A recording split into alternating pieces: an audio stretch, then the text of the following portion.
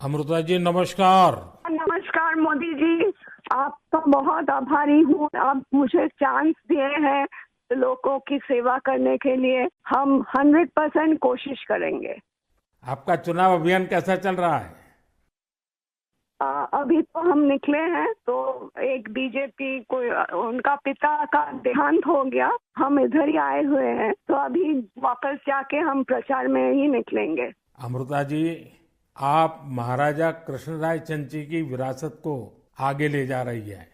एक बात आपको हम शेयर करना चाहेंगे। हम क्या कह सकते हैं? जी जी जरूर, मुझे अच्छा लगेगा। ये जो महाराजा कृष्णचंद्र का हम फैमिली है तो उसका भी ये लोग विरोध कर रहे हैं। क्या बोल रहे हैं कि वो ब्रिटिश के साथ साथ दिया था, फिर वो माने हम लोगों को गद्दार समझते हैं। क्यों किया वो नहीं बोल रहे हैं। इतना जमीन दान किया, इतना सब लोगों के लिए किया, भलाई के लिए किया, वो सब नहीं बोल रहे हैं। लेकिन क्या बोल रहे हैं, तो हम बोला कि क्यों किया ऐसा महाराजा कृष्णचंद्र।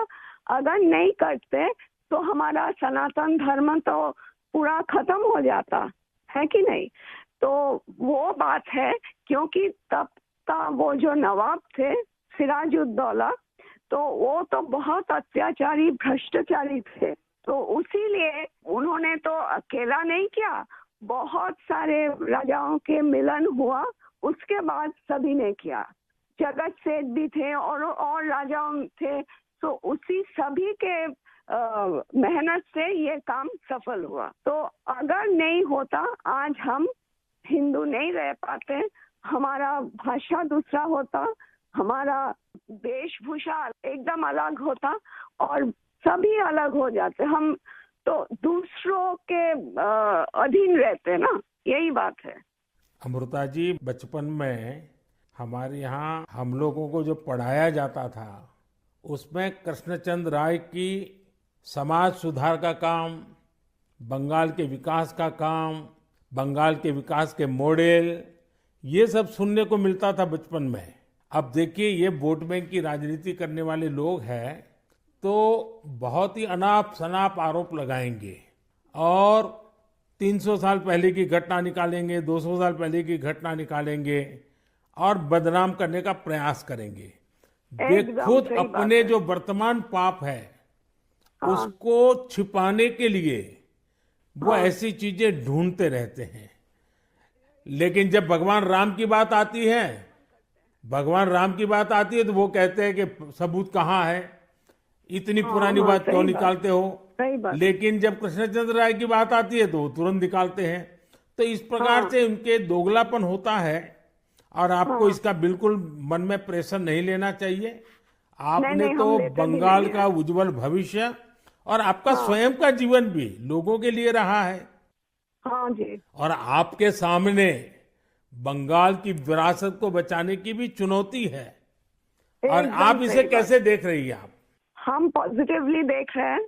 हमारा लड़ाई जो है लोगों का सेवा के लिए है, करप्शन हटाने के लिए है और वंचित लोगों के उपकार में आने के लिए है। आपने देखा होगा, इन दिनों लड़ाई दो खेमों में बट गई है। एकदम। एक हमारा खेमा है जो इस देश से भ्रष्टाचार को मिटाने के लिए कदम उठा रहा है, और दूसरा हमारे सामने वाला खेमा है, वो भ्रष्टाचारियों को बचाने के लिए इकट्ठे होना, एक दूसरे को बचाने के लिए लड़ाई लड़ना, आरोप करना। और जिन्होंने पहले खुद ने आरोप किए थे वो भी उनको बचाने में लग गए हैं।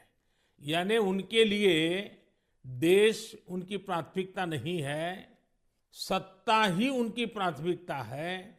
और इसलिए चुनाव में हमने भ्रष्टाचार मुक्त भारत बनाने के लिए लड़ना ही लड़ना है, क्योंकि हमारे देश के युवाओं का भविष्य उज्जवल बने। इसलिए भ्रष्टाचार से मुक्त देश होना ही चाहिए। आपको देखकर ही हम आए हैं। जी अमृता जी, मैं बहुत आपका आभारी हूँ, क्योंकि हमारी टोली को आपने जब ये बताया तो मुझे जरूर लगा कि मुझे एक बार आपसे बात करनी चाहिए।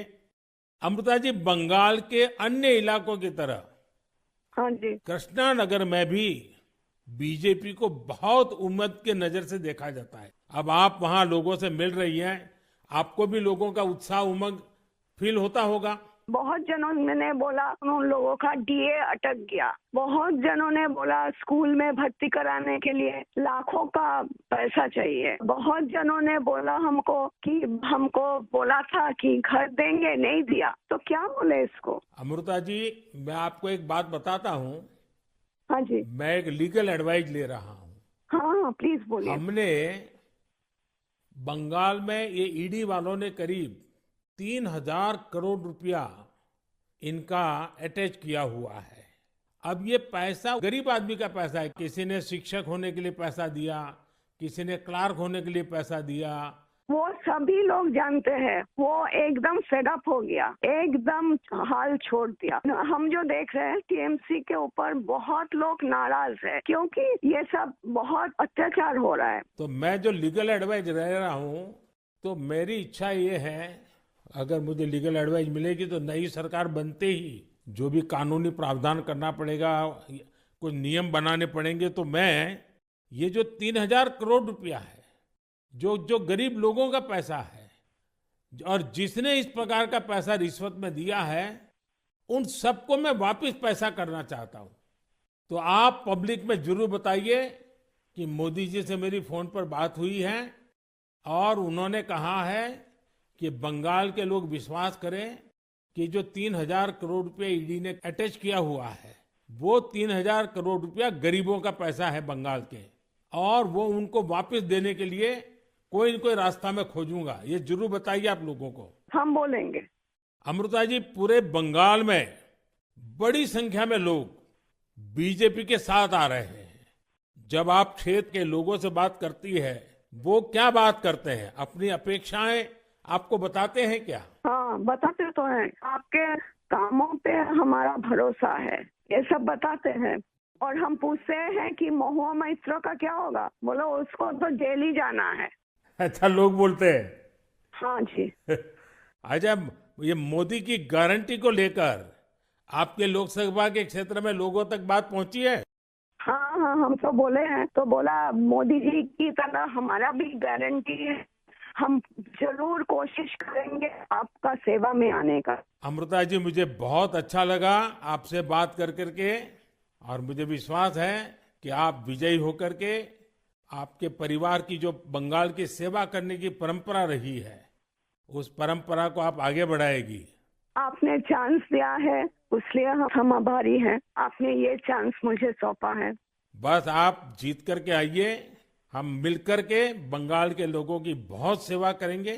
और आप भी जीतने के बाद पहले 100 दिन में कृष्णनगर में क्या करना है, उसका पूरा काम निकाल के रखिए। मैं पूरी तरह आपके साथ खड़ा रहूंगा, और उसमें से जो भी काम भारत सरकार को करने होंगे वो तुरंत कराने का हम प्रयास करेंगे। आपका आशीर्वाद मुझे चाहिए बस। बस जनता का आशीर्वाद हम सबको चाहिए। जनता का आशीर्वाद ही हमारी सबसे बड़ी ताकत है। लेकिन आप मुझे गाइड करिए, ये हमारा रिक्वेस्ट है। नहीं, बिल्कुल हम संपर्क में रहेंगे, और मेरी आपको बहुत शुभकामनाएं हैं। बहुत बहुत धन्यवाद जी।